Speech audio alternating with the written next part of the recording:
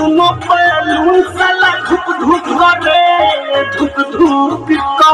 काहे हो हमर सुनो बैलून साला धुक धुक करे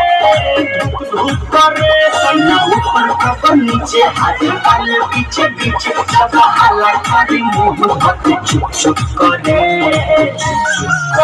हमर सुनो बैलून साला धुक धुक करे हमर सुनो बैलून ऊपर वाला धुक धुक करे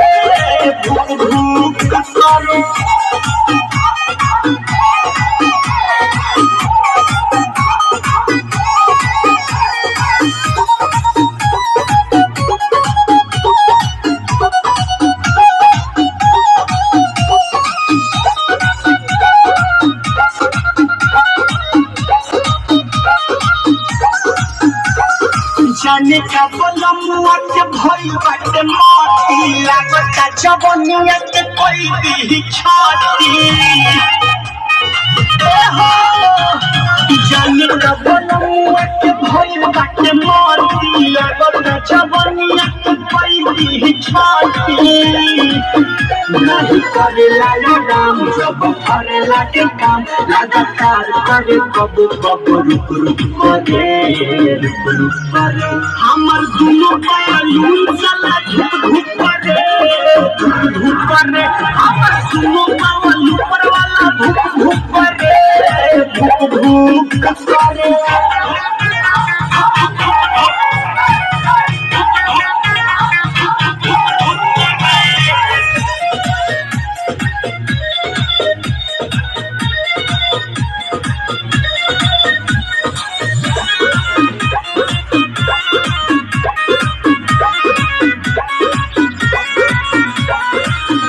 ये हर चीज बाकी रखे में संभाल के बोलू बिशुनपुरी छोड़े दर्द का पार के ये हर चीज बाकी रखे में संभाल के बोलू बिशुनपुरी छोड़े दर्द का पार के पानी कम जोर शक्ति सोना करे जो लोट सह नहीं पाई दे करे